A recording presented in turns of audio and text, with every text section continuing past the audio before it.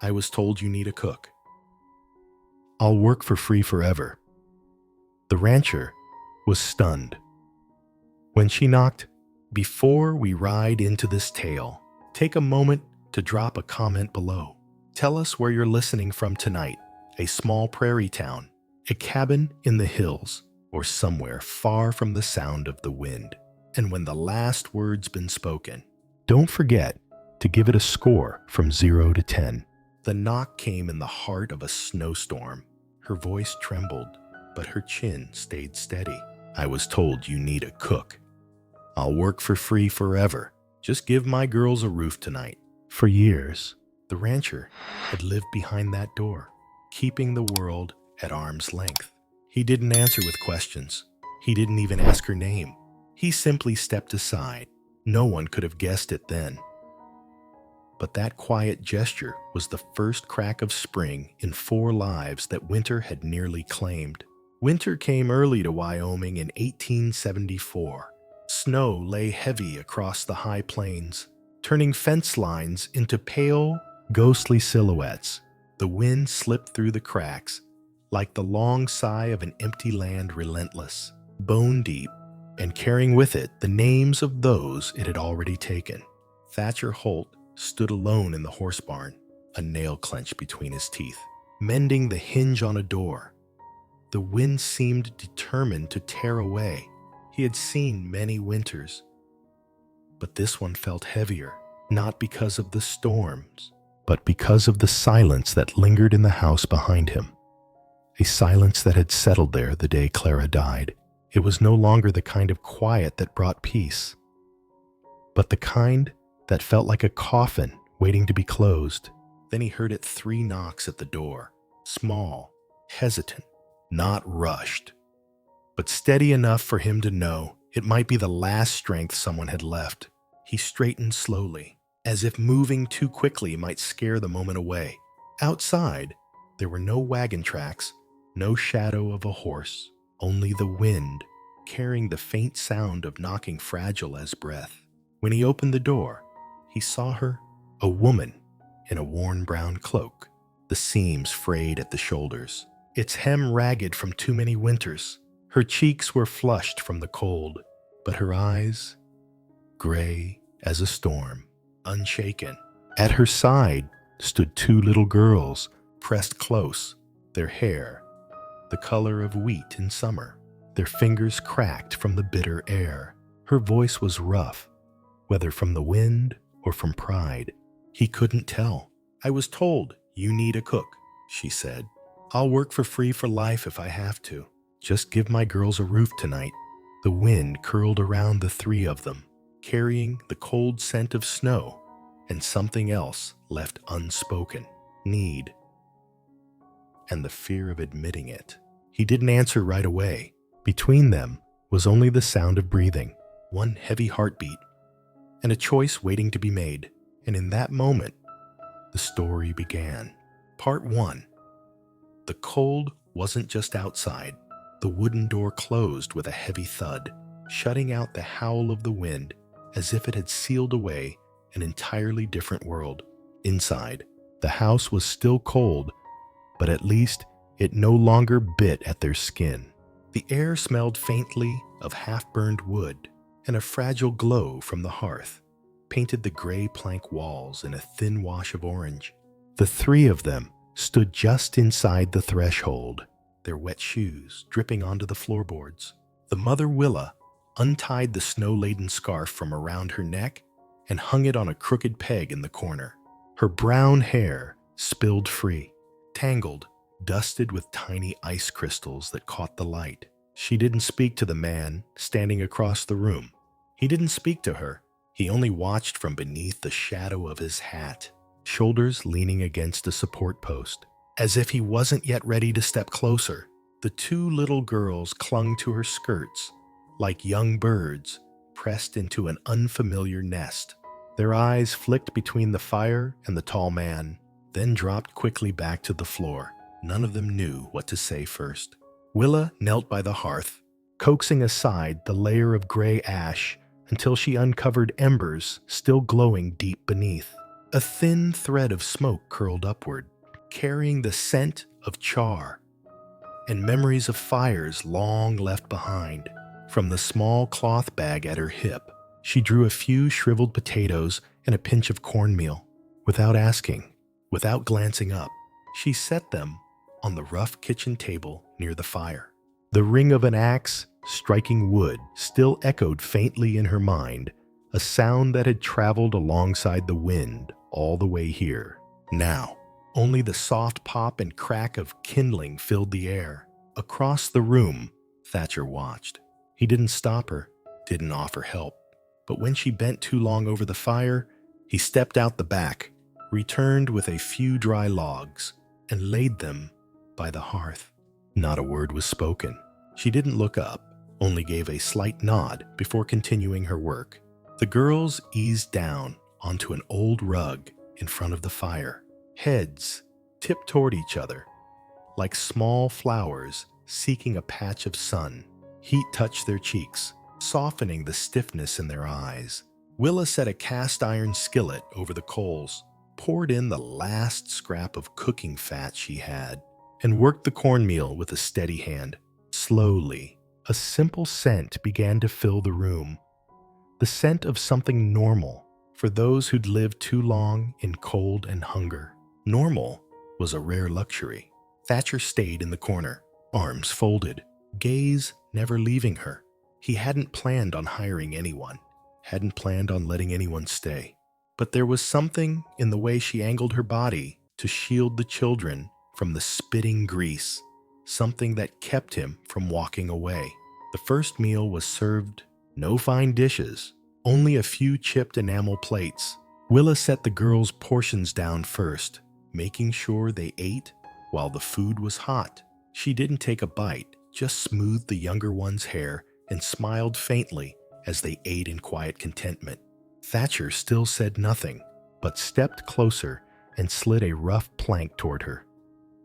Something for the girls to sit on so they wouldn't be on the cold floor.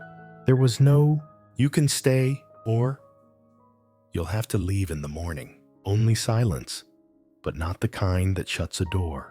This was the kind that leaves it just slightly open. If you've ever had someone not say "I'll help," but simply do the thing. You know what Willa felt that night. When the meal was over, Willa cleared the plates without being told. She moved quietly, careful not to disturb the delicate peace in the room. The girls leaned together, already heavy with sleep. Thatcher eased into the wooden chair near the window, gazing out into the dark.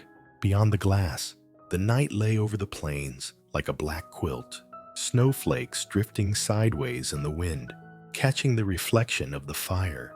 Willa opened her bag again and pulled out a thin, frayed blanket, its edges worn to soft fringes. She spread it out close to the hearth, then lifted each girl into place, Rosie curling instinctively around Ruthie. She sat down beside them, back against the wall, one hand resting on each small chest until their breathing fell into a steady rhythm. Only then did she allow herself to exhale.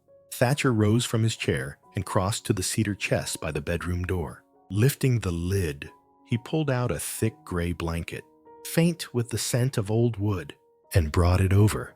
He didn't say a word, just set it down beside Willa and turned away. She looked up, her eyes following the broad lines of his back. His arms were solid from years of work, yet his hands had placed the blanket with an unexpected gentleness. Willa drew it over herself and the girls. Tucking it high, she didn't say thank you aloud, but her eyes turned glassy, not from the cold, but from how long it had been since someone had thought to keep her and her children warm. Outside, the wind still lashed at the siding. The shingles rattled softly, as if reminding the house winter wasn't done yet. But in here, the fire burned higher than before. Its light washed over Rosie and Ruthie, their cheeks glowing red, like the rare apples of winter. Thatcher went back to his wooden chair, set his hat on the table, and leaned forward on his elbows. He took in the scene, the way a man might look at something both strange and familiar. He'd once known what it was to see a family gathered by the fire, since Clara's passing. That picture had lived only in memory. Tonight, it sat breathing in his home again. Willa tilted her head toward the flames. To her, that fire felt like it held everything she feared losing: life, warmth, hope. If we can just get through this winter, she told herself, if they can be safe until spring. The room was quiet, but it was a quiet that carried breath. No one spoke. The words, "Stay here." But the weight of that gray blanket had said it well enough. Night deepened outside. Snow piling on the windowsill. The wind swept across the roof, moaning high like an old fiddle string drawn too tight. In the hearth, the fire had burned low, leaving only a deep red glow, like the tired heart of something not yet ready to quit. Thatcher dozed in the chair by the window, the weariness of the day dragging at him. But he woke at the faintest sound, not the wind, not the timbers, just the soft pull of thread through fabric. Slow, long, steady. He turned his head. By the hearth, Willa sat straight-backed, legs folded, her shadow falling toward the fire. In her lap was one of the girl's sweaters, its hem now lined with neat new stitches, each one small and even as bird tracks in snow.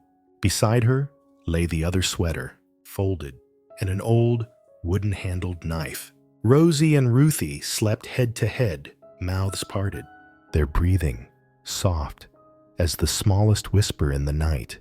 Each time a draft slid through the door, Willa would pull the blanket higher, an instinct carved from too many years of light, shallow sleep. Thatcher sat still, listening to the whisper of thread against dry wool. The smoke-sweet scent of burning pine mingled with the faint, clean trace of soap on the children's clothes, and the wind-warmed scent of Willa's hair, rare in a winter this long. He thought of Clara, of nights she'd mended clothes just so, and found the memory didn't push against Willa's presence. It rested beside her, like a hand from the past, placed gently on the shoulder of the present. Willa's hand paused. The needle had pricked her finger. A bead of blood, bright as a winter berry, welled up. She drew it to her lips without a sound. Thatcher stood, even softly. The floorboards gave a low, weighted creak. She looked up, no fear in her eyes. Just the reflex of someone who'd been told to leave too many times before. He said nothing, only walked to the scarred cupboard, took out a half-used spool of thread and a square of clean cloth, and set them on the low table beside her. She looked at them for a moment, then gave a small nod, wrapped the cloth around her finger, and went back to her stitching. Her hand was steadier now, her needle moving with renewed purpose, as if thinking, don't let blood fall on the girl's clothes. Outside, the wind gusted again. The fire shifted lower. Thatcher knelt, raked the coals, and laid on 2 more logs, arranging them so the flames rose just enough to put more color in the children's cheeks and take some shadow from under Willa's eyes. "Thank you," she murmured, the words so quiet they seemed afraid to break. He nodded, stepping back half a pace. The space between them wasn't just measured in feet. It was counted in the years each had spent alone. Tonight, that distance shortened by a single breath. When she finished the last seam, Willa bit the thread and smoothed the fabric, laying the mended sweater across her lap. Firelight ran along the new stitches, fine as cracks in ice. She reached for the second sweater. The needle had barely pierced when a sharp draft hissed through the window. Ruthie stirred, whimpered. Willa pressed her palm to the girl's back, patting slow until she settled. Thatcher circled to the window, adjusted the latch, and stuffed the rag deeper into the crack. The whistle softened. He watched the condensation fade from the glass, while the fire, behind him, breathed like a small creature just fed. That latch. He said the first words he'd spoken all night. "I'll replace it in the morning." She looked over, her eyes gentling. All right, one word, but it carried the quiet surrender of someone laying down a little trust. Just for now, he returned to his chair. Willa bent again over her work. She stitched, not only to close fabric, but to bind together a day already frayed, adding the thought, "Tonight, we've made it halfway to safe." After a while, she stopped, listening. Yes. 3 sets of breaths in the room now. 2 small, 1 larger, different rhythms, somehow settling into the same quiet under the hiss of the fire. The realization made her throat warm. She didn't cry, just leaned her head against the wall for 3 slow heartbeats before picking up the needle again. Thatcher's eyes lingered on her hands, dry-knuckled, a nail chipped, the pads calloused to the shape of a skillet handle. Hands like that, he thought, aren't made for begging. Beside her, the knife caught a glint of firelight. He picked it up, tested the steel with his thumb, the way men do when they've carried knives all their lives. "Leave it there," he said, setting it well out of the children's reach. Then he slid a small stool over so she could prop her legs. She tried it, finding the ache in her calves easing. A quick smile flickered gone as soon as it came, but enough to add 1 more notch of warmth to the room. When the last stitch was tied, she stacked both sweaters, smoothing them as she would a child's hair. Her eyes drifted to the door, one hand pulling the thick blanket higher over the girls' necks. She brushed a strand of Ruthie's hair from Rosie's lips, her touch so light the fire didn't flicker.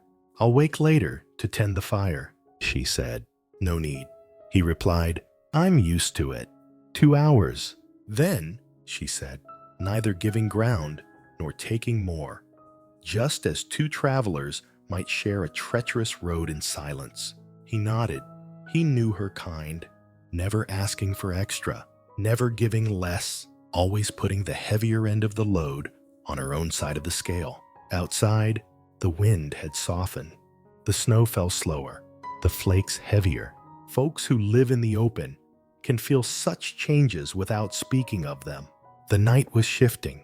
Willa packed the needle and thread as carefully as if they were a promise. She pulled the gray blanket over her shoulders, leaving just enough to cover her daughters. With her back to the wall, her hands rested on their small heads, one on each side. Her lips moved in words too quiet to form, but if they could be heard, they might have been, "Thank you that this night isn't over yet." Thatcher rose once more, crossing to the drafty threshold.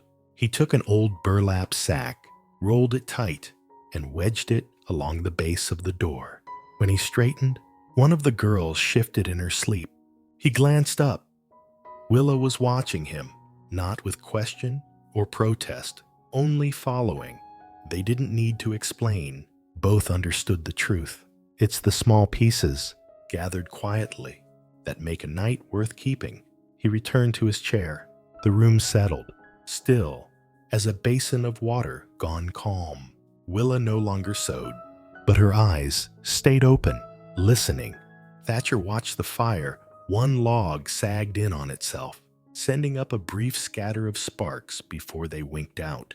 "Almost without meaning to," he said. "Tomorrow, if you want, there's a tub out by the well. Cold water. I can heat some for you." Willa blinked. "Thank you." This time, the word stood steady. He let it rest there. The next thought almost left his tongue. Stay through the storm? But he held it back, the way you'd steady a green horse not yet ready for the bit. Words, if spoken too soon, could shatter the fragile peace they'd set down tonight. Willa closed her eyes, this time for real. She slid into the lightest kind of sleep, a mother's sleep, where you rest only between the turns and sighs of your children. Her head tipped toward the fire, the edge of her mouth still tight from holding back tears, but the corners of her eyes had eased. Thatcher pulled his own thin blanket up over his chest, leaning back in the chair. He kept his gaze on the 3 shapes before the hearth. His last thought, before drifting off, was so simple it frightened him. Tonight, Someone else is keeping the fire with me. The fear in that thought wasn't of people. It was of hope.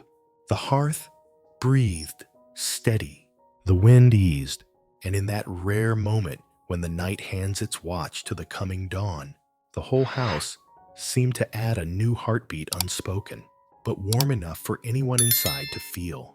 The first light of day didn't come from the sun, but from a sharp, cold breath seeping through the door, carrying the scent of fresh snow. Outside, the Wyoming grasslands lay wrapped in white fog. The wind's voice lowered to the tired sighs of a worn-out elder. Inside, the fire hadn't died completely. Coal still hid beneath a blanket of ash, giving off the small but steady warmth of a hand laid gently along your back all night. Willa rose first. She eased up without waking the girls, still curled under the thick gray blanket. A few strands of her hair clung to her cheek with the heat of sleep. She brushed them away, wound the frayed brown scarf back around her neck, and stepped soft as a shadow across the floorboards. On the kitchen table, she found the cornmeal sack and the jar of salt from the night before. Her hands moved quick, without thought raking the coals, coaxing the fire until it rose in a quiet bloom of pink-orange light. Thatcher still sat in his chair from the night before. Though he hadn't slept deep, he'd heard every sound from the moment she started stirring the scrape of the poker in the hearth, the wooden spoon against the pan, the faint rustle of fabric as she moved around the table. Strange how those small sounds could make a house long used to silence feel like it was living again. He didn't open his eyes right away. Instead, he sat still, letting the sounds seep in. In Clara's time, mornings had been full of footsteps and the smell of coffee. Since she'd gone, there had been only wind and the crack of his own joints in the cold. This morning felt different. The smell of toasting cornmeal began to weave with the wood smoke. Willa added the bare scrape of butter she had left, and a soft, nutty sweetness lifted through the room, touching something hollow in his stomach. He opened his eyes, said nothing, just watched. She stood at a slight angle to the fire, her back bent in the rhythm of stirring the skillet. Firelight softened the wear of the night from her face. Her hands on the spoon were sure, and steady skin dry and cracked from cold, but not trembling. On the side grate, she had already set a tin kettle. Soon, the faint scent of coffee began to thread through the air, settling into his chest like something that belonged there. Rosie woke first, blinking at the sight of her mother by the fire. She rubbed her eyes, then scooted forward to warm her hands. "Sleep well, sweetheart?" Willa asked. Low. Rosie nodded, voice still thick with dreams. Warmer than before. Ruthie woke next, and the very first thing she did was look for her mother. Seeing Willa's smile, she leaned into her sister's shoulder and closed her eyes again. Thatcher stood and crossed to the table. He wasn't the kind to say good morning, but Willa had already poured coffee into the same place he'd sat the night before. "Drink it while it's hot," she said, eyes still on the pan. He lifted the cup, hot, black, strong. That first swallow chased the cold out of his bones. No one mentioned that she'd been up long before dawn. No one pointed out that coffee today wasn't something he drank alone. She served the girls first, then herself. Thatcher noticed she didn't take a bite until they'd each had one. He knew the kind of people who learned that habit, the ones who'd spent years giving the last piece to someone else. "Good, Mama," Rosie said. "Still warm," Ruthie added. Willa smiled, but her eyes shimmered faintly. Maybe it was the smoke, or maybe it was that the smell of smoke and cornmeal, for the first time in a long while, meant peace instead of leave quickly before you're told to. By the time morning light slipped through the cracks, Thatcher looked around the house. The space hadn't changed, same gray boards, same battered table, but the scent in the air was different. It wasn't just firelight. It was the smell of a day starting with someone else in it. That sentence fell not like flirtation, but like a heavy stone pressed against the half-closed door in Willa's heart. She didn't answer, but her eyes, when she looked at him, had changed, less guarded. Holding a little more trust, Thatcher leaned back in his chair, his gaze still on the two girls. Tomorrow night, I'll show them the stables. Let them know this place isn't only wind and snow. Willa smiled faintly. They'll love that. Outside, the wind shifted.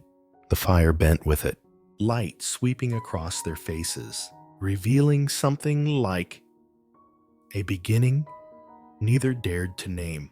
That afternoon, rare winter sunlight slipped through the clouds, laying a thin, honey-colored glaze over the valley. The air was still cold, but no longer sharp enough to sting the skin red. Thatcher had just come in from the barn when he saw Willa at the shed door, holding Rosie and Ruthie's hands. "Anything we can help with?" she asked. He tilted his head, weighing it, then nodded. "The storage shed needs clearing out, but it's dusty." The door swung open, and years of stale air spilled out the scent of old wood, dry hay, and long-settled dust. Light sliced in through the narrow cracks in the walls, making deep golden shafts, where the dust swirled like tiny drifting insects. Rosie sneezed immediately. Ruthie clung closer to her mother's side, but her eyes were wide with curiosity. Thatcher pulled canvas tarps from stacked shapes, revealing saddles, wooden crates, and farm tools unused for years. Willa set to work without waiting for direction. She folded tarps neatly, brushed dust from a wooden table, and arranged the smaller tools in order. The girls followed along, each carrying a coil of soft rope outside. "Put it here," Thatcher said. Pointing to a spot near the door, Rosie obeyed, and Ruthie glanced up at him for confirmation. His small nod was enough to make her smile. Soon, the quiet was broken by the girls' voices' whispers, bursts of laughter when they found an old horseshoe or a little locked box. From across the shed, Willa sometimes looked up and found Thatcher watching. He didn't hover, didn't direct much, but every movement he made left room for the three of them to work together. The sunset light reached through the open door, catching the gold in the girl's hair and the brown edge of Willa's coat. That light turned the shed once, just a dumping place for forgotten things, into a strangely warm scene, as if it had known footsteps and voices before, but been left too long in silence. Thatcher stood still. Something tightened in his chest as he watched the three small figures laughing in the day's last glow. It had been a long time since his home felt full. When Willa finished wiping down the table, she turned and caught him watching. "All done," she said. Her breath a thin mist. "Yeah," he replied, then added, surprising even himself. "Looks different." She smiled, brushing a few dusty strands from her forehead. "Give something time, and it can change." That sentence wasn't just about the shed. Thatcher understood, which was why he didn't answer. Night dropped quickly after a sunny day. Outside, darkness poured down, swallowing even the sound of the wind, leaving a rare winter stillness. Inside, the fire burned steady, casting warm gold across the wood walls, tracing every scratch and grain left by the years. Rosie and Ruthie had fallen asleep early, curled under thick gray blankets, cheeks pink, from a day spent running between the yard and the shed. At the kitchen table, Willa held an old saddle Thatcher had brought in that afternoon. The leather was cracked in places, the stitching split open like a wound. She threaded a thick, dark cord through the needle, pushed it into the torn hole, and pulled it tight. The scent of aged leather mixed with wood smoke, a smell hard to name, but one that made the room feel warmer. Closer, across from her, Thatcher bent over a broken-legged table with hammer and nails. He worked slowly, carefully, as if it were the most valuable thing in the house. The thud of hammer on wood made a steady, low rhythm, weaving with the puncturing sound of Willa's needle. No one spoke, but this silence was unlike any they had known before. Not heavy, not suffocating. It felt like the pause between two pieces of music when both players wait for the other to begin. Every so often, Willa glanced up and caught Thatcher's eyes on her, not on the saddle on her hands. Hands that had once gripped a gun, held the reins, now moving with care to mend something that would carry a horse across long miles. "Those stitches are solid," he said, voice low and slow. Willa smiled. "I've had to stitch a lot of things, just so we could keep going." A simple sentence, but it passed like another stitch between them.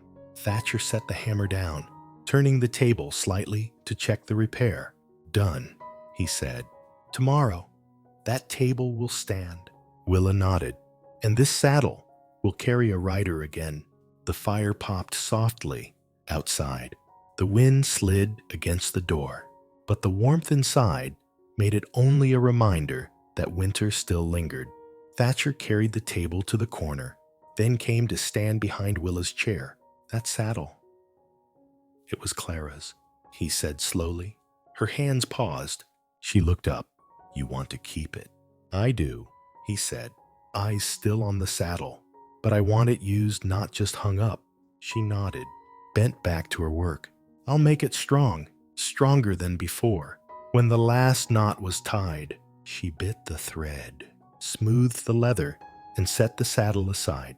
Thatcher laid a cloth gently over it, the way someone might pull a blanket over an old memory. Firelight lit both their faces, holding a small circle of brightness in the long night. No promise was spoken, but in that silence, they both understood. They had begun mending what had been torn, not just the saddle or the table, but themselves. The air outside was cold enough that every breath left white ribbons drifting in the faint breeze. The slow clop of hooves came from the barn, a deep, steady sound like the heartbeat of the ranch. Thatcher had been up a while. He carried the saddle Willa had mended out into the morning, running a hand over the newly tightened seams. The leather gleamed faintly under the pale light, the fresh stitches giving it back a kind of youth. Willa stepped onto the porch, wrapping a thin brown scarf around her neck. "It's cold," she said. "Yeah," Thatcher answered, his eyes on Maple, the mare standing still in her stall, but good weather to test the saddle. He set it on the mare's back, tightening the cinch. The last strap was stiff with cold. Willa stepped forward without a word, holding one end so he could pull the other. Her fingers brushed the back of his hand, a brief touch, but enough for them both to feel how warm it was compared to the air between them. Neither pulled away too quickly. Their eyes met through the mist, and in that look was less caution than before. Just a moment's stillness, but long enough for their white breaths to mingle. "Solid," Willa said softly. Thatcher nodded, testing the saddle again. "Yeah, stronger than before." The girls stood at the gate, watching. "Mama, can we ride today?" Rosie asked, eyes bright. "Not today," Thatcher replied, though his tone didn't dim their smiles. "The horse needs to get used to the saddle again." Ruthie grinned. "Tomorrow then, maybe," he said. With the barest hint of a smile, Willa stepped back, brushing snow from her sleeve. "Thank you," she said. "Not only for the saddle." Thatcher looked over and simply nodded. In that nod was the quiet agreement that they had done something together, and, like last night's stitches, it had pulled them a little closer.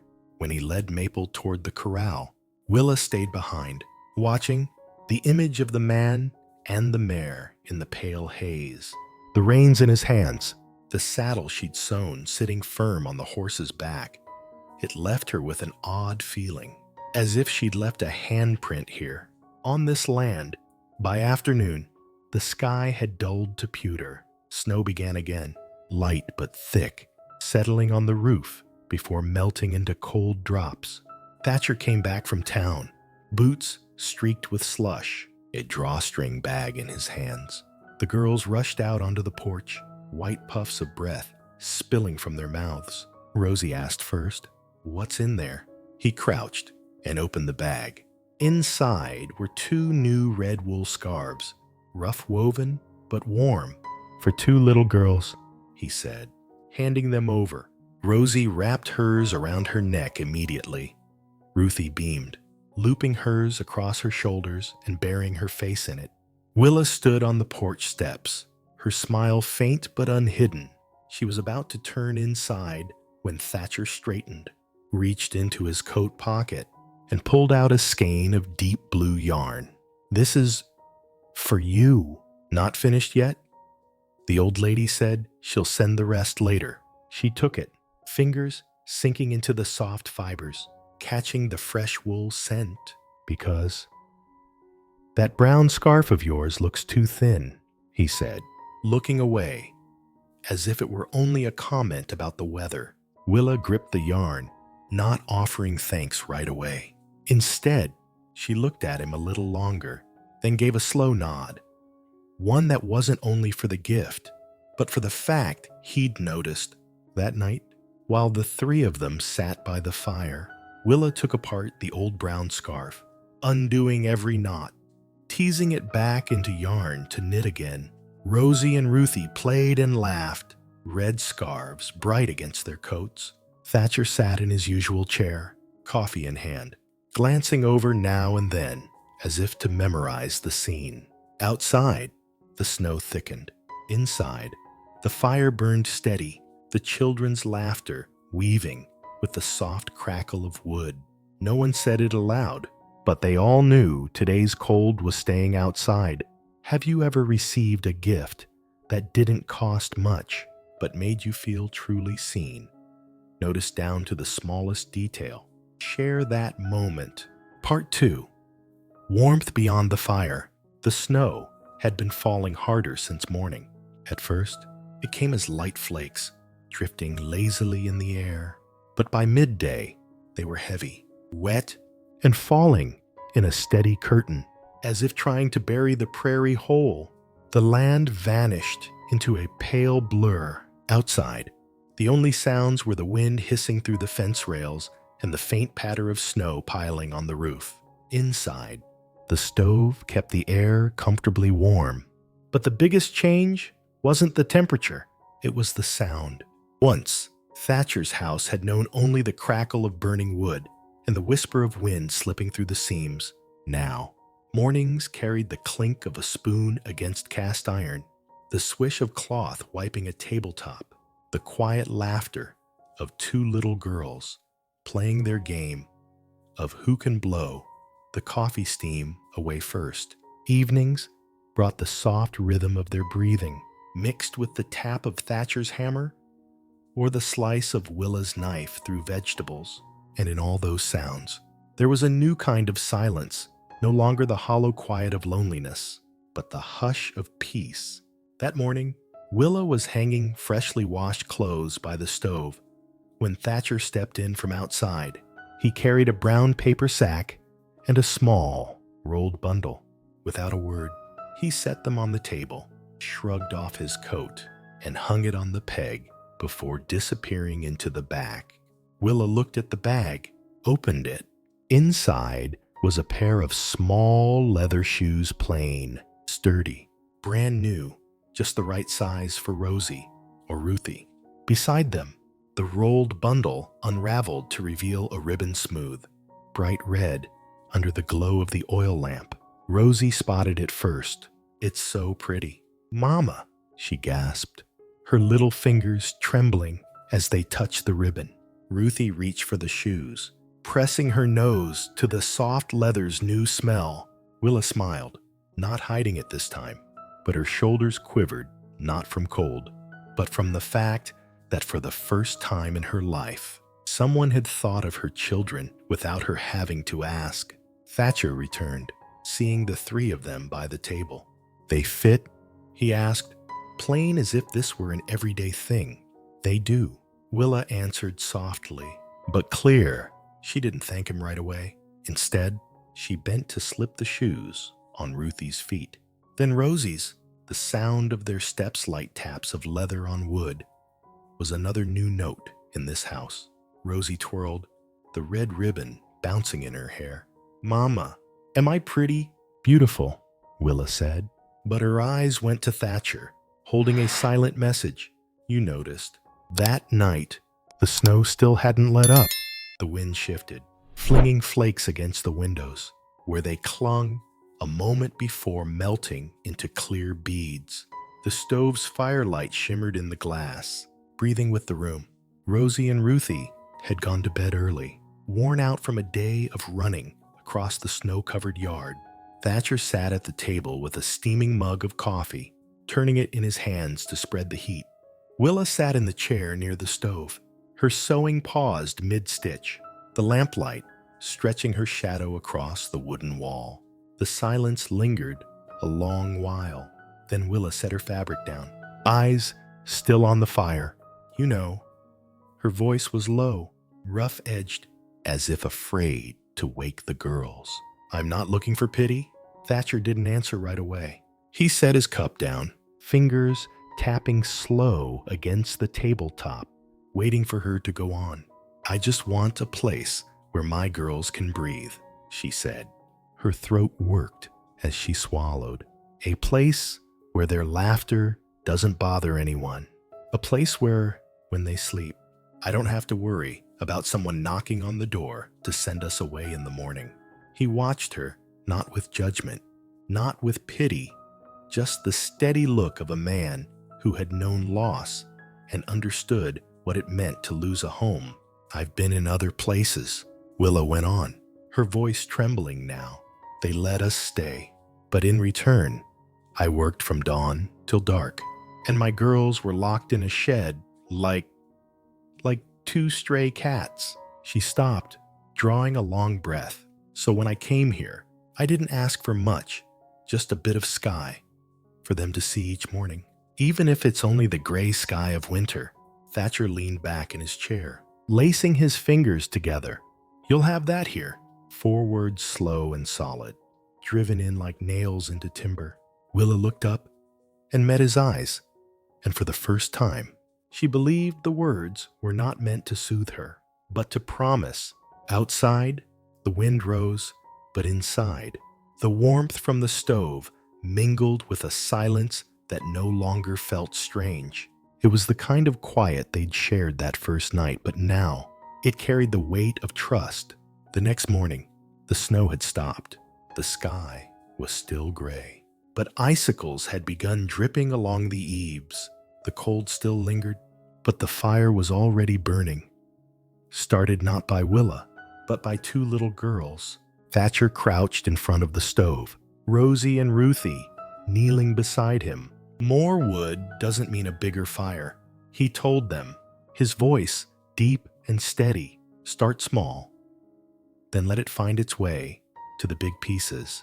Rosie carefully placed a pinch of dry straw, Ruthie holding the matchstick, waiting for his nod before striking it.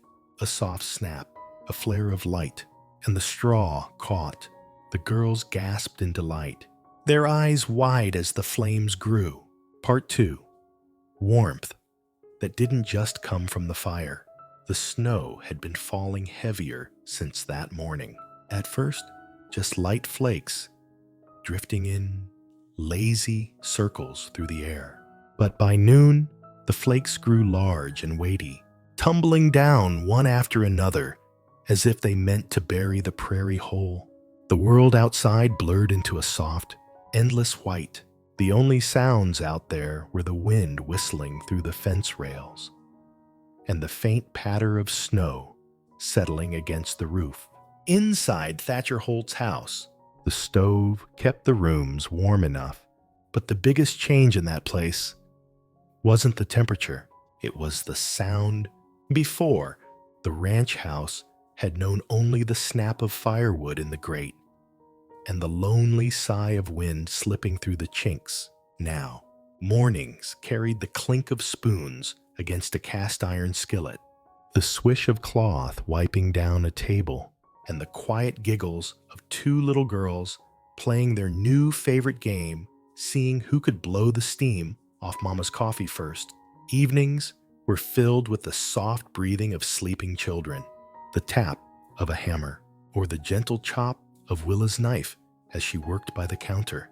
And threaded between it all was a new kind of silence. Not the hollow kind this house had once known, but the kind born from peace, from safety. That morning, Willa was hanging freshly washed clothes near the warmth of the stove when the door opened. Thatcher stepped in, brushing the snow from his shoulders, a brown paper sack in one hand and something small rolled up in the other. Without a word, he set them on the table, hung his coat on the peg, and stepped toward the back to put his gear away. Willa eyed the sack, then opened it. Inside lay a pair of small leather shoes, plain, sturdy, brand new, the perfect size for Rosie or Ruthie. Beside them, the little bundle of fabric turned out to be a length of red ribbon, smooth and shining in the glow of the oil lamp. Rosie spotted it first. "Oh, Mama, it's so pretty," she breathed, her small fingers trembling as they touched the ribbon. Ruthie reached for the shoes, pressing her nose to the soft, sharp scent of new leather. Willa's smile came without effort this time. She didn't hide it, but her shoulders shook not from cold, but because it had been so long since anyone thought of her children without her having to ask. When Thatcher came back, the three of them were still gathered at the table. "They fit?" he asked simply, like it was the most ordinary thing in the world. "They do," Willa answered, her voice low but steady. She didn't thank him right away. Instead, she crouched to slip the shoes onto Ruthie's feet, then Rosie's. When the girls stood and took a few steps, the soft thump of soles against the wooden floor became a brand new sound in that house. Rosie spun in place, the red ribbon tied in her hair fluttering with the turn. "Mama, am I pretty?" "You're beautiful, sweetheart." But Willa's eyes went past her daughter, resting on Thatcher. Instead, eyes that carried an unspoken truth. You noticed, that night, the snow hadn't let up. The wind had shifted, sweeping flakes hard against the windows, so they clung in ghostly patches before melting to drops. The firelight danced on the glass, flickering like the house itself was breathing. Rosie and Ruthie had gone to bed early, worn out from a day of chasing each other through drifts and stomping around the porch. Thatcher sat at the table with a cup of coffee, turning it slowly in his hands to keep the heat even. Willa sat in the chair near the stove. Her sewing paused halfway through a stitch. The lamp cast her shadow long against the pine board wall. Silence held for a while. Then she set the cloth down, her gaze fixed on the fire. "You know," her voice was low, a little rough, as though she feared waking the girls. "I'm not looking for pity." Thatcher didn't answer right away. He set his cup down, fingers tapping once against the wood, giving her room to go on.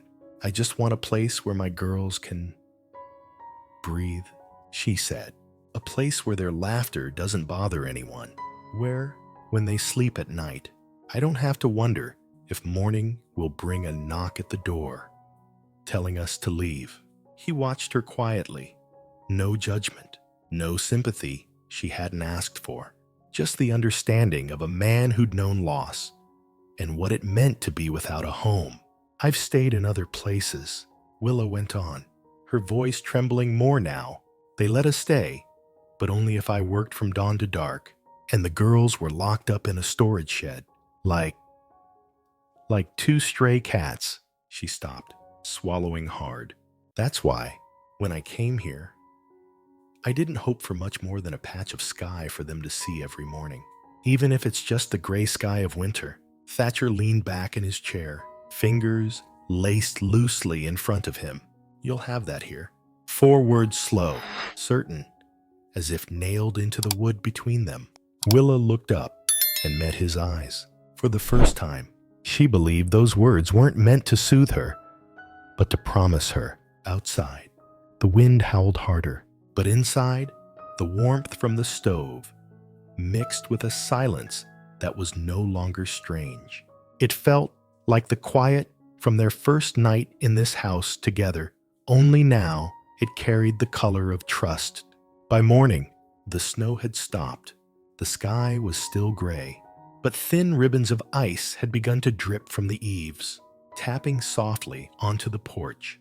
The air still bit cold, yet inside, the stove was already burning. Not because Willa had lit it, but because two little girls had.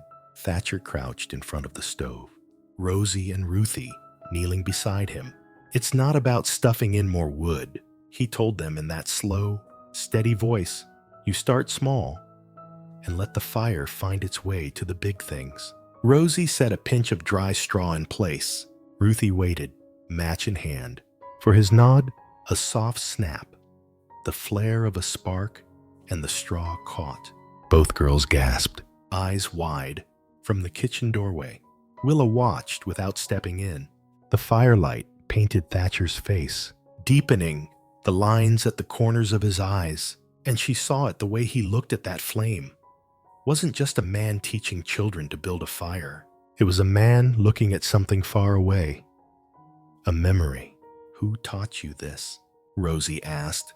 He paused. "My wife, Clara." He didn't look up when he said it, only nudged a log into place so the fire would catch. Willa felt a flicker of surprise. He'd never spoken of his wife before. She said, "If you know how to build a fire, you can survive anywhere." His voice was low, but steady. Rosie nodded hard. "Then we'll be able to live anywhere." Thatcher smiled a rare smile, warm and a little sad.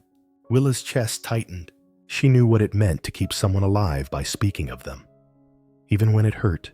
She turned back to the kitchen, pretending to look for the salt so no one would see her eyes burn. Later, with the fire holding strong, Rosie and Ruthie ran in to declare their victory. Willa bent to hug them both, but her gaze found Thatcher across the room tending the embers, adding a few logs, and she thought, the warmth in this house doesn't just come from the fire. That afternoon, the snow lay thick and smooth as flour over the yard. The sky stayed low and heavy, but the wind had softened, letting the stove's heat slip all the way out to the porch. She was hanging blankets when she heard hurried footsteps crunching over snow, followed by the squeak of something dragging. Thatcher appeared, pulling a battered wooden sled. The paint was nearly gone. The rope frayed. Rosie spotted it first and tore across the yard. "What is it?" "Sled," he said simply, untying the rope. Ruthie was right behind her sister. "Can we ride?" "Not yet. Needs fixing." He pulled it under the porch. Willa ran her hand along the worn wood. Deep scratches, a few cracks. She could picture the child who must have loved it once. "Was it yours?" she asked. He hesitated, then nodded. "Clara's. She wanted it for our child." But he left the rest unsaid and went back to tightening the bolts. By late afternoon, the sled was whole again. He laid a thick blanket inside, set it down in the snow. "Climb in." The girls scrambled aboard, clutching each other. With one steady push, the sled skimmed over the white, leaving a clean track in its wake. Their laughter carried up through the gray air, bright enough to make Willa lift her face toward the sky, certain it had lightened. Thatcher caught the sled at the bottom of the slope and hauled it back up. Again and again. Every time the girls laughed, the corner of his mouth pulled upward, just enough for someone close to see. Though no one was, Willa tightened her scarf. Hands tucked deep in her pockets, she could feel this house. Their house slowly becoming something her children could truly call home. Not because of the walls or the roof, but because of moments like this, when warmth came from a man pulling a sled through the snow. That night, The wind picked up again, though not as fierce as before. The fire glowed steady, soft heat, melting thin rings of frost from the window panes. Rosie and Ruthie slept, cheeks pink from the day. Willa sat at the table with Thatcher's coat thick, well worn, the sleeves split open at the seam. She threaded the closest color of thread she could find and began to mend it, stitch by patient stitch. From the other room, Thatcher came in, his hair damp, as though he'd just washed up. His eyes went to the coat in her hands. "No need," he said quietly. "It still wears." Without looking up, she answered, "It wears, but it's cold." Another stitch pulled tight. This time of year, cold's not just outside. He didn't move right away. Then he took the chair across from her, silent, watching her work. "At the place we stayed before," she said slowly, "I mended things to save money, so folks wouldn't say I was wasteful. And here, I mend so no one has to be cold again." He poured water into a cup, slid it toward her. "Drink. Night's a long one." When the final stitch was done, she snipped the thread, folded the coat, and pushed it toward him. All finished. He touched the mended seam, gave a single nod. "Thank you." This time, he didn't look away. Outside, the wind still combed over the roof, but inside, the cold had stepped back a little. The next day brought a lighter fall of snow, silver light drifting through the kitchen window. Willa rose early, meaning to start breakfast before Thatcher went out to the barn.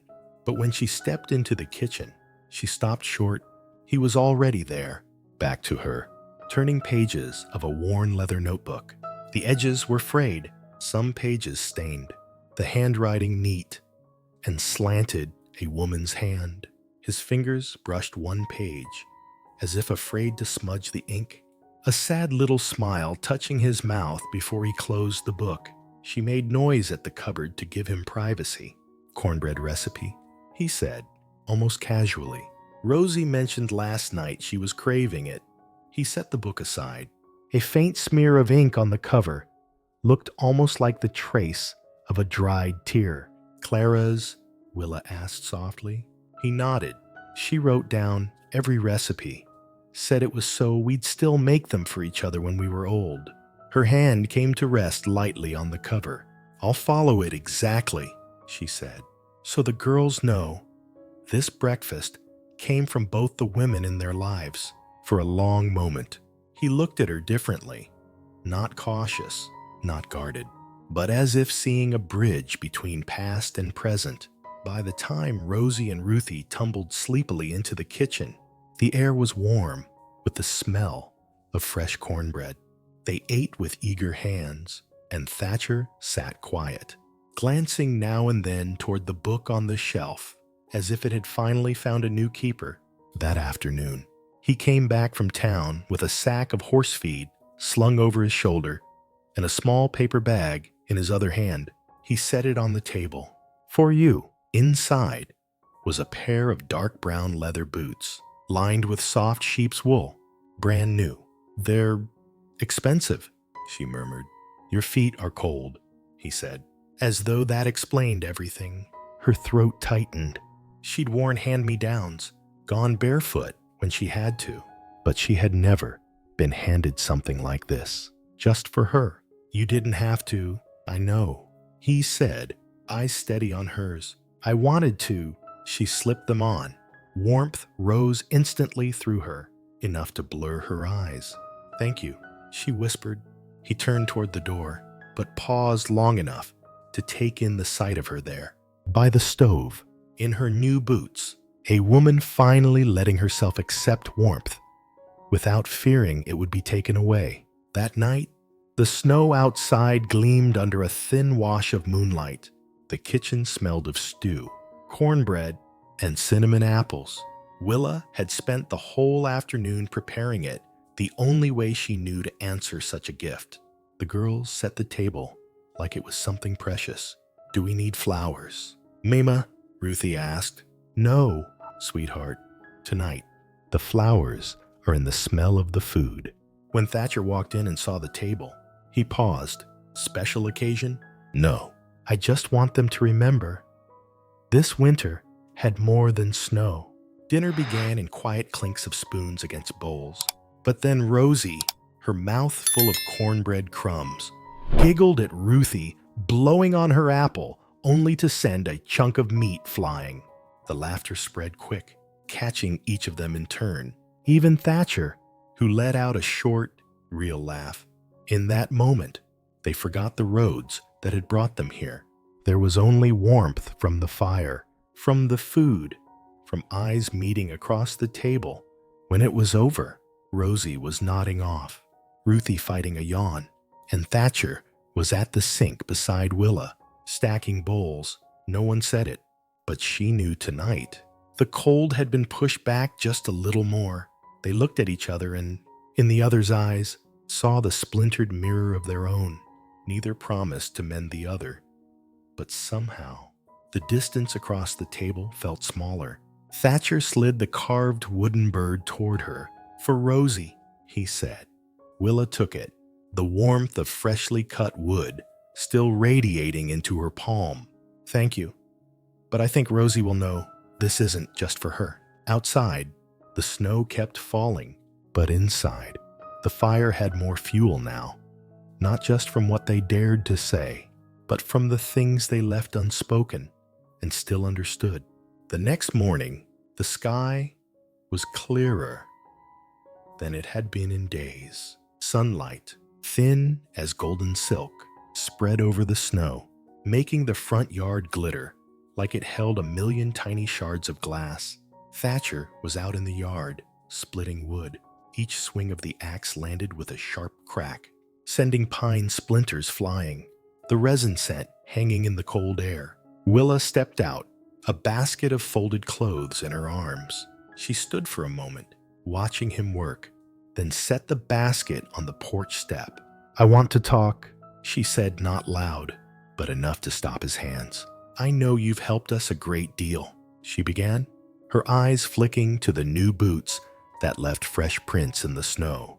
But I'm not here for pity. Thatcher, I just want my girls to be able to breathe without bowing our heads every day like we're paying off a debt. He studied her, as if weighing more than just her words. You think I see you as a burden?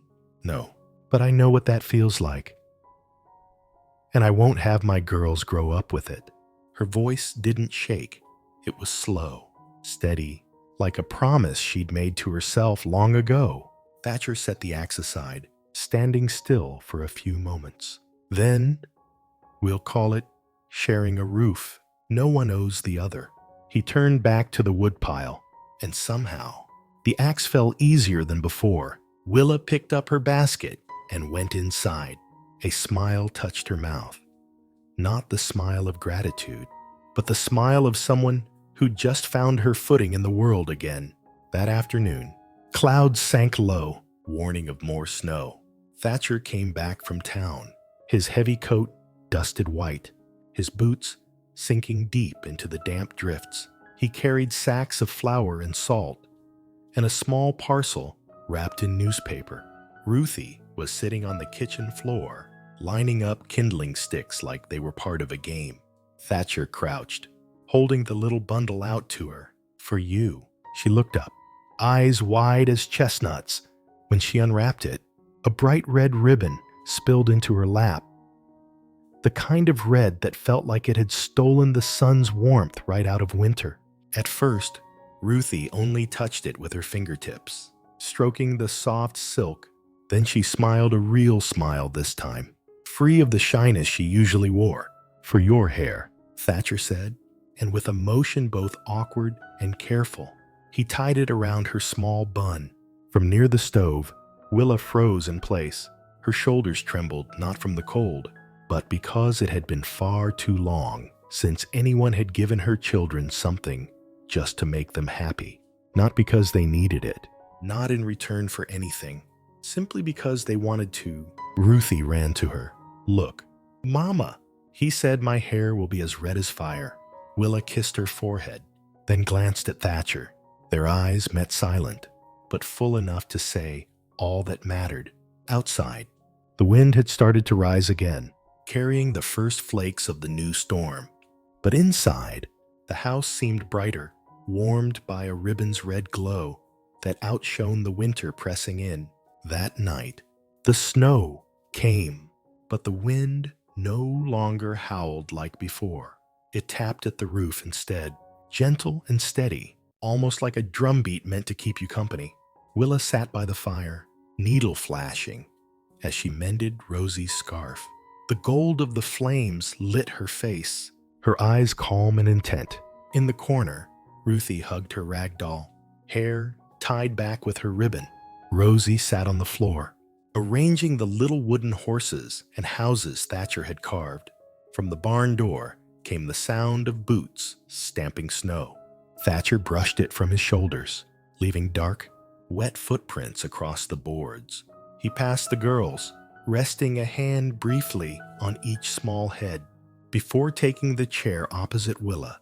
No greeting, no words, only a look as if to be sure she'd seen what had happened in this house today. She gave the faintest nod, answering the question he hadn't asked. Yes, I saw. She didn't say more. She didn't need to, because she knew this house had changed.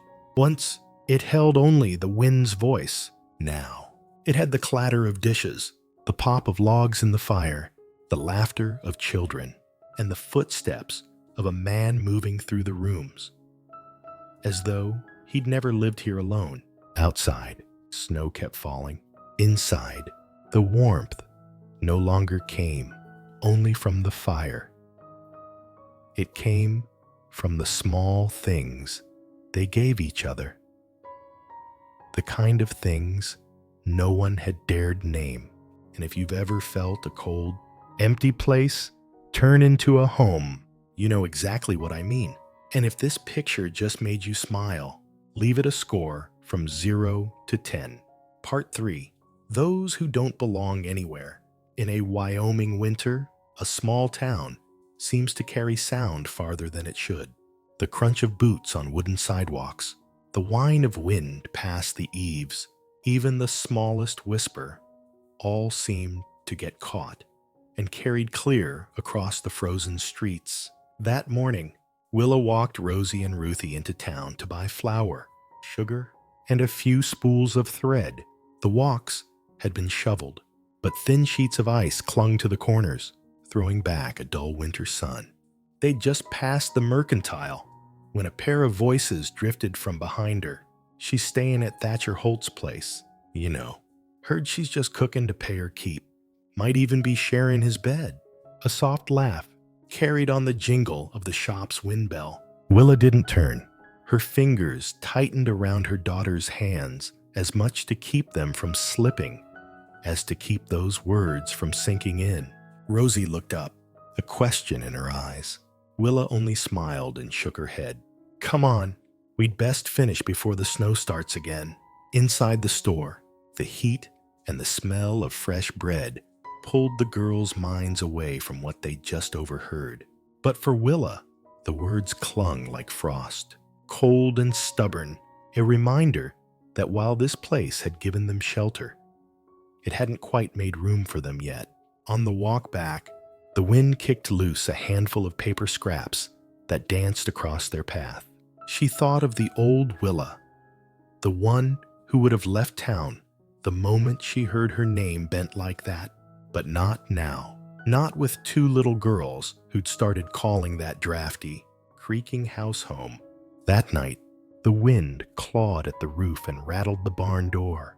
Inside, the fire glowed steady, casting a warm light over the wood-paneled walls and over Willa's face as she sat at the table, stirring a spoon, absently, through a cup of tea, gone cold.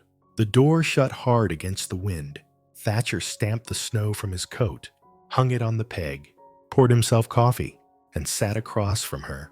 Something happened, he asked, voice low, but with that weight that said he'd wait until she answered. She met his eyes briefly.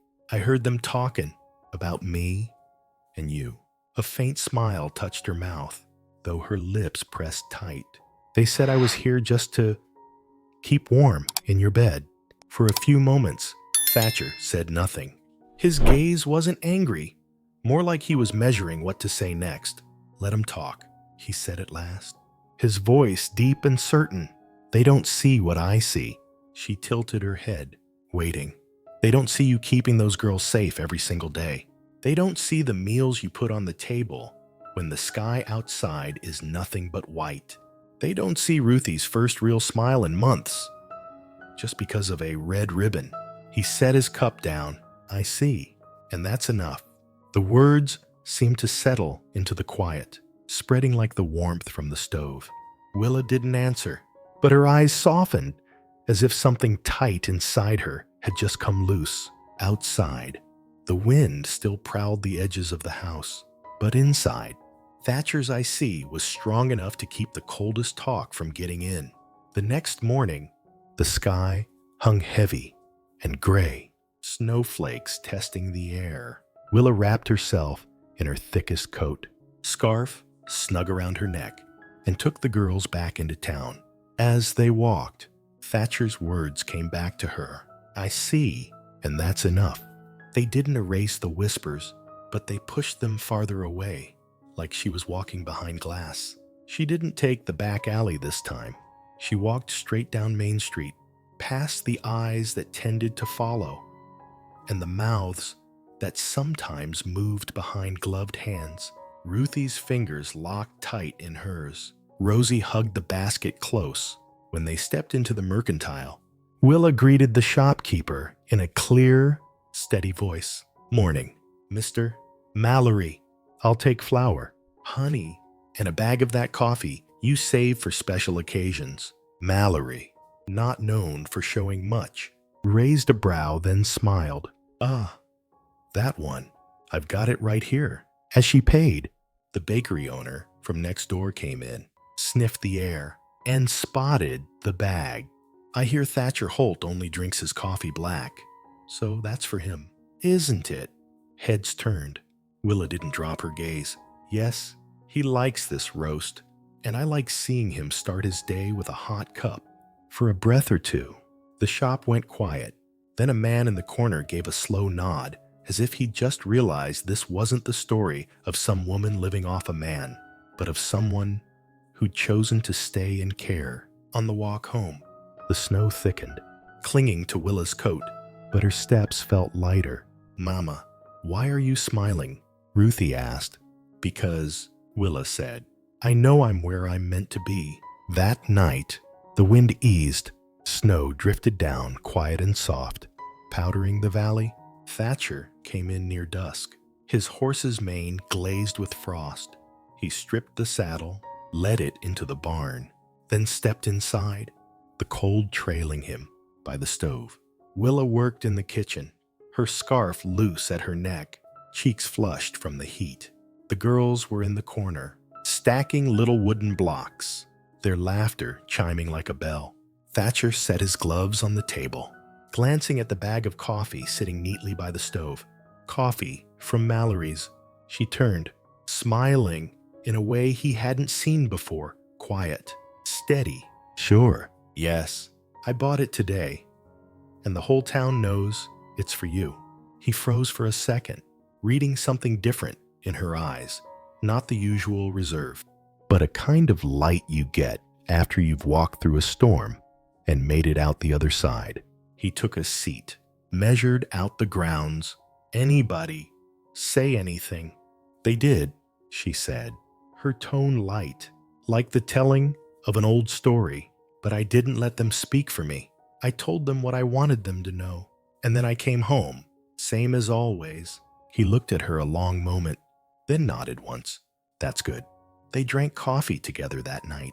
No mention of town, or the words the wind carried, just the pop of the fire, the clink of spoons against porcelain, and the quiet sense that the space between them had closed a little more. A week later, winter still wrapped the town in snow, but something between Willa and Thatcher had shifted.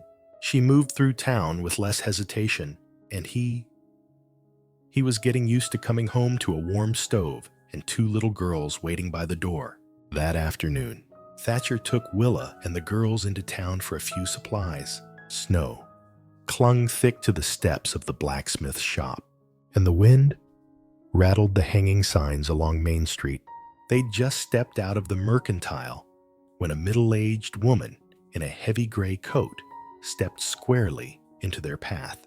Her voice carried high, sharp enough for the folks nearby to hear. "Well now, the cook from the Holt place. I hear you're living under the same roof as your boss. Must be a fine job." The air around them tightened. Rosie and Ruthie gripped their mother's hands, eyes fixed on the snow. Willa started to guide them aside, but Thatcher stepped forward, placing himself between her and the woman. "You're right," he said, his voice low but carrying. "It is a fine job. She cooks for me, keeps my house, and most important, she's given 2 children a home. No one else in this town would." A few onlookers froze where they stood. The wind still cut through the street, but his words seemed to stand in its way. The woman's lips pressed thin, ready to fire back. But Thatcher tipped his hat in a polite nod. "Ma'am, you have yourself a good day." Then, to Willa, "Let's go." She didn't speak on the way home. Only when they stepped inside did she murmur, "You didn't have to." "I did," he cut in, setting the parcels on the table. "Not to quiet them, to make sure you know. I won't stand by while someone talks about you that way when I'm there to hear it." She stood still, the sound of her own heartbeat mixing with the wind outside the door. Maybe the talk would start up again tomorrow, but now she knew she wouldn't have to stand alone and take it. That night, the wind was softer, the snow falling thick and gentle, blanketing the prairie like a white quilt. The stove's fire had burned low, and the house was steeped in quiet shadow, broken only by the steady breathing of 2 little girls in their room. Willa sat by the window, a thin blanket around her shoulders. Outside, a dim moonlight slipped through the clouds, spilling over the fence line and the row of pines. She cupped her tea in both hands, feeling the heat seep into her fingers, her thoughts drifting down the long roads she'd walked before. In those years, the whispers and the sidelong looks had always sent her packing. She'd take what little she could carry, gather the girls, and go, never staying long enough to know what spring looked like in any one place. But today, when Thatcher stood in front of that woman and said, "I won't let anyone talk about you like that when I'm there," something shifted. For the first time, she didn't feel the need to keep her bags half-packed. Instead, she wanted to know what spring here would be like. She cracked the window, letting the cold spill in. In the distance, she heard the restless shift of a horse in the barn and the slow, steady steps of Thatcher on the porch. She didn't have to look. She knew he was making his nightly rounds, checking the doors before turning in. Willa took a sip of her tea, the warmth slipping down her throat, and for the first time in years, the thought of staying didn't scare her. Maybe this was the place. Part 4. The House That Breathed Again. That morning, the snow had pulled back from the open patches of earth, laying bare the yellowed grass beneath grass that looked like it had just woken from a long sleep. A pale sheet of sunlight slipped through the kitchen window, spreading gentle gold across the wooden floor. The smell of waffles rose from the cast-iron skillet. Willa stood at the stove, turning each one with an easy flick of the wrist. At the table, Rosie and Ruthie whispered secrets that ended in a soft burst of laughter, the kind of laughter this house had not known for a long while. Thatcher sat in the far corner, coffee in hand, a folded newspaper untouched beside him. He watched without a word, letting that gentle noise fill the space. Strange. He'd once been a man who needed quiet. Now he found himself holding still, not wanting to break the rhythm they'd brought into his walls, a rhythm made of spatulas on skillet, little girl giggles, and a mother's low hum. Breakfast passed without many words, but the stiffness of those first weeks was gone. When Ruthie dropped her waffle on the table, Willa only smiled and set another on her plate. Rosie glanced at Thatcher and caught a small nod, not quite praise, but enough to keep her eating without fear. After breakfast, Willa didn't rest. She cleared the dishes, mended Rosie's coat, then stepped out back to pull last year's dead grass from the garden. When she noticed the horse stalls needed cleaning, she rolled up her sleeves and set to work. No one asked, no one checked. She simply did. By afternoon, winter had reminded them it wasn't done yet. Gray clouds slid low over the hills, the wind squeezing through the cracks in the walls. Thatcher came in from the barn with a small bundle tied in twine. He set it on the kitchen table where Willa was washing the egg basket. "This for you," he said, voice as steady and spare as always. She wiped her hands on her apron and hesitated before loosening the knot. The brown paper peeled away to reveal 2 rolls of cloth, one red as June wildflowers, one blue as an autumn lake. "Red for the girls," Thatcher said, his eyes flicking toward Rosie and Ruthie in the corner. "Blue for you." That was all. No story about the trip into town. No mention of snow on the road. No talk of how long it took to choose.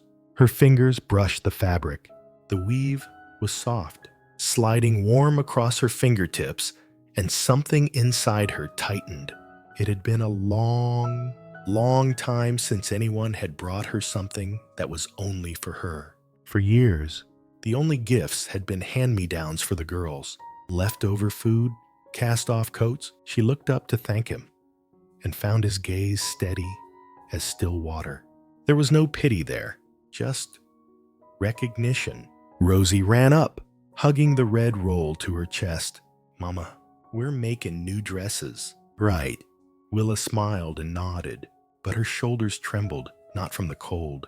For the first time, she felt seen, not as a shadow trailing 2 children, but as herself.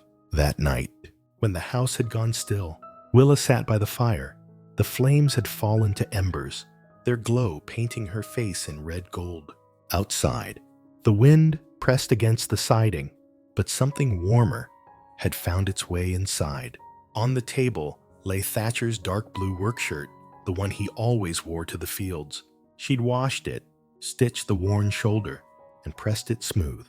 For a moment, she stood there, leaving in the fabric something she couldn't put into words. Thatcher stepped in, carrying the chill of the night. He saw the shirt, then her. She didn't look away. She didn't explain.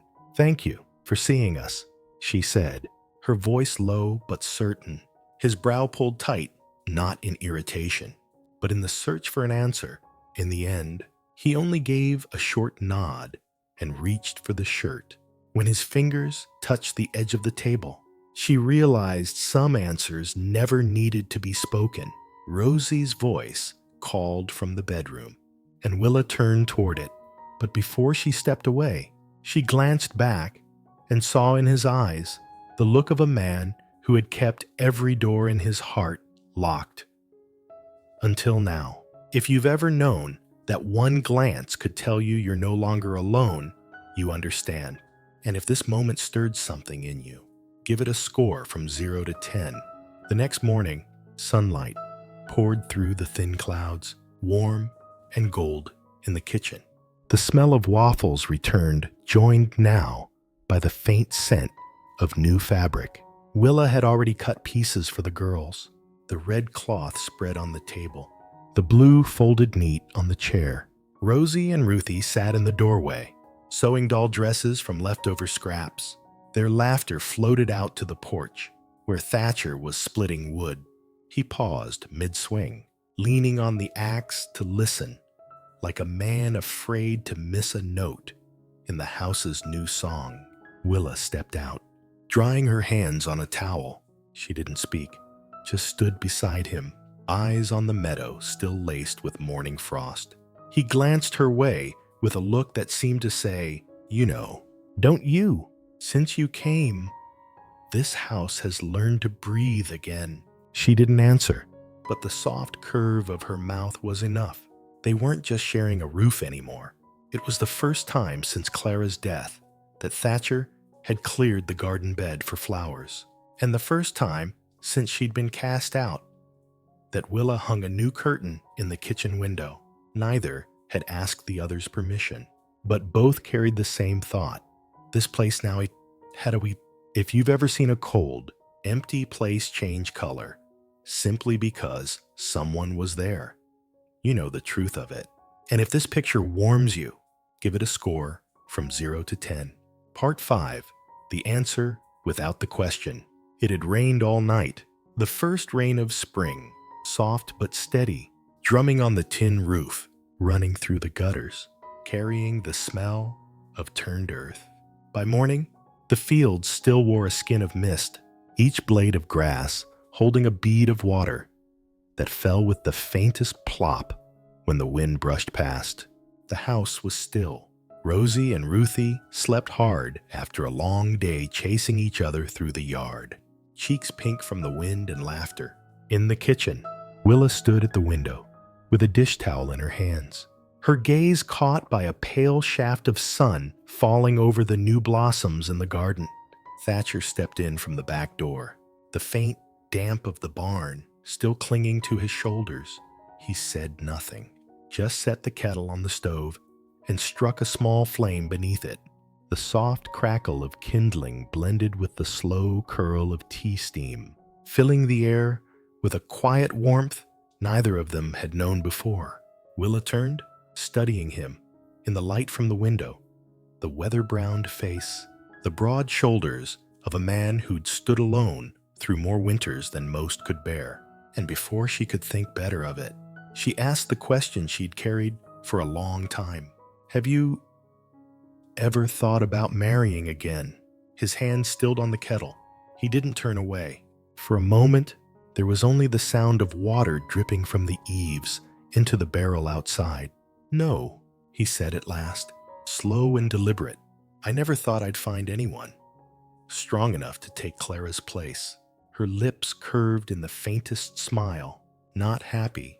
"Exactly, but knowing I'm not here to take anyone's place," she said, steady as the light between them. "I'm just me." The words were gentle as a breeze, yet they stirred something deep in the quiet of that kitchen. Thatcher set the cup down and closed the space between them until only half a step remained. For a long breath, he stood there as if making sure the moment was real before reaching into his shirt pocket. What he drew out was small and worn, the edges of the wooden box softened by years of carrying. When he opened it, a silver ring rested inside, the metal dulled with age, its face carved with a plain, honest pattern. "I've kept this since the day my mother passed," he said, his voice lower than usual. "She told me, give it to the one you want to keep in your home, not because they need a roof, because you want them to stay." Willa's breath caught. She'd been handed cast-off clothes, leftover food, coins that clinked thin in the palm. But never this. This wasn't charity. This was recognition. He took her hand, rough from work, warm from the fire, and set the ring in her palm. "I need more than someone to cook my meals," he said, eyes fixed on hers. "I need this house the way it's been since the three of you walked into it that winter." Her reply never made it past her lips. Tears filled her eyes, hot against the cool of her cheeks. She'd survived winters enough to know. Sometimes spring starts with a single sentence. Outside, the last drop of rain slid from the roof and shattered on the porch, the end of one season, the beginning of another. Inside, the fire flared, as if it knew it had just been witness to a promise without a single vow. Soft footsteps sounded in the hall. Rosie appeared, hair tousled from sleep, clutching her rag doll to her chest. She stopped in the doorway, eyes on her mother's hand and the silver band inside it. "Mama." Her voice was small, but clear. Can we stay? Willa knelt, gathering her daughter into her arms and holding on like she'd never let go. We're staying, she said, her voice unsteady but sure. For good. Thatcher stood silent, committing the sight to memory. A man who once believed he'd lost everything, now watching 3 lives that belonged here as much as he did. Ruthie shuffled in, still heavy with sleep. Willa drew her in too, the 3 of them folding together beside the stove. Thatcher stepped forward, resting a broad, warm hand on her shoulder, framing the moment, anchoring it. Beyond the window, the last light of day spread gold over the rain-damp pasture, quiet as a blessing. The house, once a keeper of grief and loss, was now a home, filled with breath and laughter, claimed by 4 people who once thought they had nowhere left to belong. If a child's question could change your heart forever, how long would you carry it with you? The house that no longer held its breath. That spring, the field out front wore a blanket of tender green, dotted with wild violets pushing up after the long winter. The old wooden house, once steeped in silence and shadow, now stood with its windows open to the mild wind and the sound of children's laughter. Thatcher, a man who'd once lived alone with the memory of his late wife, had grown used to the music of 3 small voices every morning, the scent of baking drifting from the kitchen, and the sight of a woman's hands setting the table for 4. Willa, who had walked through more closed doors than she could count, had finally stopped. Not because she'd run out of road, but because she'd found where she wanted to stay. She was no longer the cook in this house. She was the one who'd been chosen to remain. On the kitchen table, a silver ring caught the late day sun. It didn't shine like gold, but it was steady, like the promise it carried. Outside, Rosie and Ruthie played on the porch, their laughter threading into the breeze, as if the land itself was breathing easier now that everyone had come home. Spring here was more than a change in weather. It was a change in the heart. The cold had given way to warmth. Willa had found what she'd never dared to dream of, a home not just to shelter in, but to belong to. And Thatcher kept her, not because he needed a hand in the kitchen, but because he couldn't bear to lose anyone else. Have you ever asked for a chance and ended up with a family instead? Tell us about the moment you were chosen, not for what you could do, but for who you are. And if this story made you pause for even a few seconds, give it a score from 1 to 10, and follow for more tales that heal.